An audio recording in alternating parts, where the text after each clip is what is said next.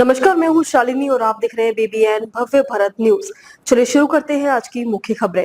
सरकार भ्रम फैला रही, गोगोई का शाह पर बड़ा हमला, पूछा 2 दिन की पेपर लीक चर्चा में क्यों नहीं आए गृह मंत्री।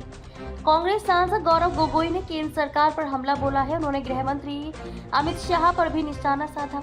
गोगोई ने कहा कि सरकार भ्रम फैलाने की कोशिश कर रही है। वह ये दिखाना चाहती है कि संसद में शिक्षा, पेपर लीक और छात्र आंदोलन पर चर्चा नहीं हुई।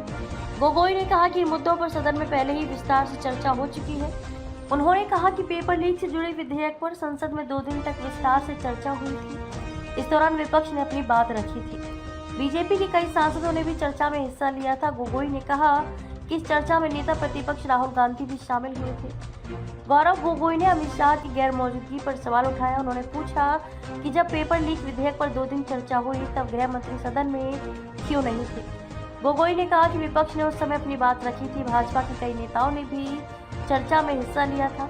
ऐसे में अब ये कहना ठीक नहीं है कि इस मुद्दे पर संसद में चर्चा नहीं हुई। गृह मंत्री बयान देने से बच रहे। गोगोई ने आरोप लगाया कि गृह मंत्री सदन में बयान देने से बच रहे हैं। उन्होंने कहा कि अमित शाह का बयान अभी बाकी है। वह सदन में जवाब देने की बजाय मुद्दे से बचने की कोशिश कर रही है। गोगोई ने आरोप लगाया कि सरकार बहाने बनाकर सदन से बचने की कोशिश कर रही है।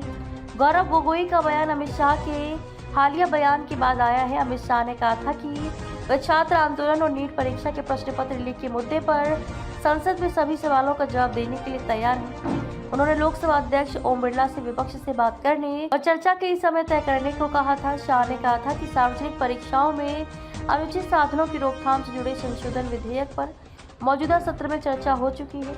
उनके मुताबिक उस चर्चा के दौरान विपक्ष के किसी सदस्य ने सदन में नीट परीक्षा का मुद्दा नहीं उठाया था। इसके बावजूद सरकार इस मुद्दे पर दोबारा चर्चा के लिए तैयार है। तो अभी तक के लिए इतना ही। मैं शालिनी आपसे विदा लेती हूँ। अगली खबर में फिर मुलाकात होगी एक और खास खबर के साथ। तब तक के लिए बने रहिए BBN भव्य भारत न्यूज के साथ। नमस्कार।